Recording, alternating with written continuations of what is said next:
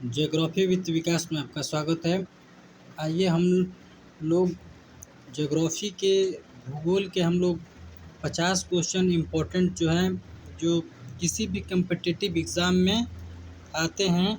तो आइए आज हम लोग भौगोलिक दृष्टि से 151 क्वेश्चन से प्रारंभ कर रहे हैं। भौगोलिक दृष्टि से भारत का अक्षांशीय विस्तार क्या है? तो इसका आंसर होगा 8 डिग्री 4 मतलब नॉर्थ टू 37 डिग्री। इसके बाद से 6 degree north oblique 8 degree 4 north से 37 डिग्री 6 N। इसका एक्सप्लेन देख ले रहे हैं। देखिए, भारतीय उत्तरी गोलार्ध में स्थित है। जैसे कि आप मैप बनाएंगे तो मैप में देखिएगा, पूरब हो जाएगा, पश्चिम हो जाएगा, उत्तर हो जाएगा, इधर दक्षिण हो जाएगा। तो स्थिति होगा उत्तरी गोलार्ध, इधर के तरफ में भारत की स्थिति है। तो हम लोग भारत की उत्तरी गोलार्ध में स्थिति और उसके मुख्य भाग 8.4 उत्तरी, जैसे पूरब हो गया, पश्चिम हो गया, उत्तर हो गया। तो उत्तरी 8.4 और नीचे के तरफ 37.6 उत्तरी अक्षांश तथा पूर्वी, ये पूरब के दिशा में तरफ, उधर पश्चिम के दिशा में तरफ 68.7 और पूर्वी से लेकर वहाँ तक 97.25। ठीक है ना। इसी तरह अब हम एक्सप्लेन ज़्यादा करेंगे तो लंबा वीडियो हो जाएगा। हम लोग डायरेक्ट क्वेश्चन देखते जाएंगे और पढ़ते जाएंगे और समझ भी जाएंगे। भारत और अफगानिस्तान के मध्य विभाजन रेखा का नाम क्या है? तो इसका डुरंड रेखा है। एक्सप्लेन देख लीजिए। भारत और पाकिस्तान के मध्य विभाजन रेखा का नाम डुरंड रेखा है। इस सीमा का निर्धारण 1896 सर मोर्टिमर डुरंड द्वारा किया गया था। वर्तमान में इसका विभाजन भारत और अफगानिस्तान एवं अफगानिस्तान सीमा के मध्य हो गया है। इसके बसाइए 153 नंबर क्वेश्चन हम लोग देखते हैं। इलाहाबाद के निकट, भारत के मानक समय इलाहाबाद के निकट मिर्ज़ापुर से गुजरती है। यह भारत के कितने राज्यों से होकर गुजरती है? सबको पता है 5 राज्यों से होकर गुजरती है। भारत का मानक समय जो इलाहाबाद प्रयागराज के निकट मिर्ज़ापुर से होकर गुजरती है। भारत के 5 राज्यों उत्तर प्रदेश, मध्य प्रदेश, छत्तीसगढ़, उड़ीसा तथा आंध्र प्रदेश से होकर गुजरती है। मानक समय याद रखिएगा 5 राज्यों, ऐसे भी क्वेश्चन आता है। विश्व के सबसे बड़ा नदी द्वीप कहाँ अवस्थित है? असम में। विश्व का सबसे बड़ा नदी द्वीप माजुली असम में ब्रह्मपुत्र नदी के मध्य में स्थित है।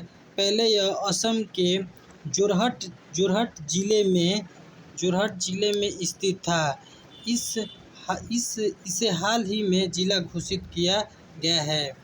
आइए दूसरा 155 नंबर क्वेश्चन देखते हैं। दक्षिणी पठार की सबसे ऊंची चोटी कौन सा है? तो देखिए, दिशा जब तक आपको पता नहीं रहेगा तब तक आप क्वेश्चन को पकड़ नहीं पाएंगे।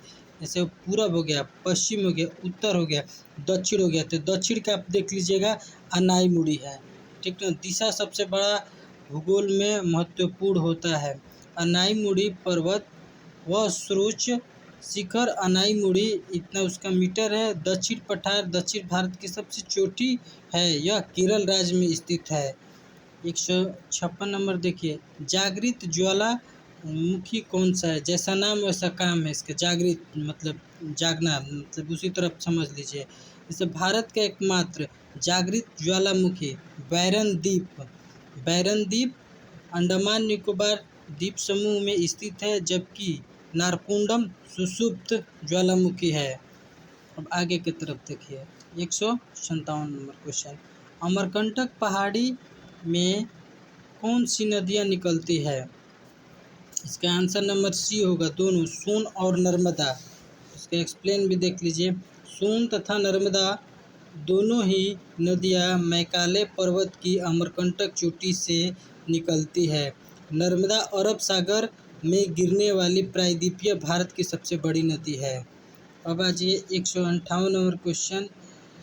भारत की सबसे अधिक खारे पानी की झील सांभर झील है, सबको पता होगा, राजस्थान में।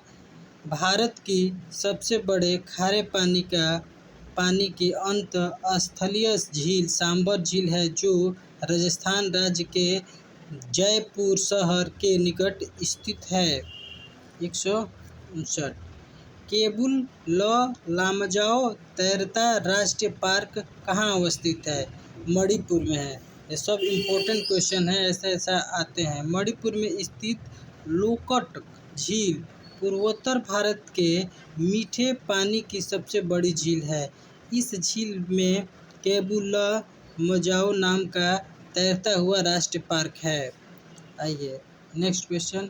भारत के दक्षिण पश्चिम मानसून की आदर्श अवधि जून से सितंबर तक। जैसे देखिए, भारत दिशा आपको पता रहेगा पूर्व पश्चिम कैसे होता है, उसी के अनुसार आप समझ जाएंगे कि कहाँ से कैसे मानसूनी होता है, किस राज्य से होता है। तो एक्सप्लेन देख लीजिए। भारत में दक्षिण पश्चिम मानसून की आदर्श स्थिति जून के आरंभ से लेकर मध्य सितंबर तक 100 से 120 दिन के बीच होता है। अब आ जाइए आप नेक्स्ट क्वेश्चन। उड़ीसा का चिल्का झील का एक उदाहरण है, ठीक ना। इसका क्वेश्चन लेंगुर झील होगा, बी नंबर क्वेश्चन। तो इससे एक्सप्लेन। उड़ीसा का चिल्का झील पूर्वी तट पर स्थित भारत की सबसे बड़ी लेंगुन झील है। लेंगुन झील को अनूप झील के नाम से भी जाना जाता है। आइए 62 नंबर क्वेश्चन। तमिलनाडु में सर्वाधिक वर्षा किस मानसून से होता है? देख लीजिए, यहाँ पर क्वेश्चन देख लीजिए। इसका आंसर डी होगा। आप लोग लौटते मानसून के तरफ, मानसून के पीछे हटने या लौटने जाने को मानसून का निर्वर्तन कहा जाता है। लौटती हुई मानसून पौने बंगाल की खाड़ी से जल वाष्प ग्रहण करके उत्तर पूर्वी मानसून के रूप में तमिलनाडु में वर्षा करती है। इसके बाद आगे की तरफ जाइए। अंगूर की व्यावसायिक खेती को कहा जाता है विटीकल्चर। जैसे देखिए, PC culture, sericulture, AP culture, ये सबको आपको याद करना चाहिए, क्योंकि हर एग्जाम में एक न कोई पूछ देता है। तो अंगूर की व्यावसायिक कृषि के विटीकल्चर द्राक्ष कृषि कहा जाता है। रेशम कीटी को वाणिज्य कृषि में सेरीकल्चर, रेशम उत्पादन तथा मछली का पालन के लिए पीसी कल्चर, मत्स्य कहलाता है। अब आ जाइए अगला क्वेश्चन। गेहूं उत्पादन में प्रति हेक्टेयर भारत का कौन सा अग्रणीय राज्य है? पंजाब। अभी हाल फिलहाल वहाँ पर देख रहे थे, बाढ़ में बहुत ही दुखद घटना हुई है, बहुत उसको कहने लायक है नहीं। आइए उसके बारे में थोड़ा सा जान लें। भारत में गेहूं तथा धान के प्रति हेक्टेयर उत्पादन में पंजाब राज्य अग्रणीय है, जबकि गेहूं के उत्पादन में उत्तर प्रदेश अग्रणी है। वही भारत में सर्वाधिक चावल का उत्पादन पश्चिम बंगाल में किया जाता है। देवदार, चीड़, ओक के वन किस प्रकार के वन के उदाहरण है? पर्वतीय वन। इसका देख लीजिए। पर्वतीय क्षेत्रों में 1000 से 2000 मीटर की ऊंचाई वाले क्षेत्रों में अर्धशीतोष्णकटिबंधीय वन पाए जाते हैं, जिनमें चौड़ी पत्ती वाला ओक तथा चेस्टनट के वृक्ष पाए जाते हैं। वहीं 1500 से 3000 मीटर के शंकुधारी वृक्ष जैसे चीड़, पाइन, देवदार, स्प्रून तथा जिंडर आदि पाए जाते हैं। इसके बाद से निम्न में से किस राज्य की जनसंख्या अत्यंत विरल है? जैसे निम्न में से किस राज्य की जनसंख्या अत्यंत विरल है?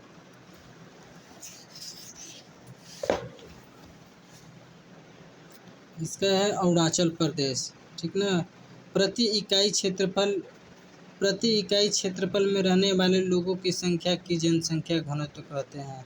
जनसंख्या 2011 के अनुसार भारत में सबसे कम जनसंख्या घनत्व अरुणाचल प्रदेश 17 व्यक्तियों वर्ग किमी का है। वही सबसे ज़्यादा जनसंख्या घनत्व बिहार 1106 व्यक्ति वर्ग किमी है। अब आ जाइए, चुखा जल विद्युत परियोजना किस देश में अवस्थित है? ये भूटान में है। देखिए नाम कैसा है, जैसा राज्य है, देश है, वैसा नाम रहता है। चुखा जल विद्युत परियोजना भारत और भूटान की संयुक्त परियोजना है, जो वांगचू नदी पर स्थित है। अब आगे के हम्बनटन टोटा बंदरगाह किस देश में अवस्थित है? इसका आंसर श्रीलंका में। हम्बनटोटा याद रखे रहिएगा, ये भी बहुत इंपॉर्टेंट क्वेश्चन है। हम्बनटोटा अंतर्राष्ट्रीय बंदरगाह श्रीलंका में स्थित है। यह बंदरगाह श्रीलंका सरकार एवं चीन मर्चेंट पोर्टल होल्डिंग्स के माध्यम से सार्वजनिक निजी रणनीति विकास परियोजना है।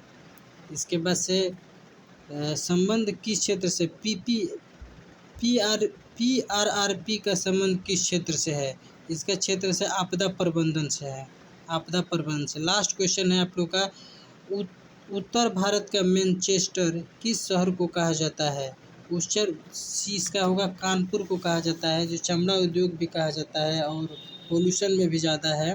तो उत्तर प्रदेश का कानपुर शहर वस्त्र उत्पादन में अग्रणी है, इसीलिए कानपुर को उत्तर भारत का मैनचेस्टर कहा जाता है।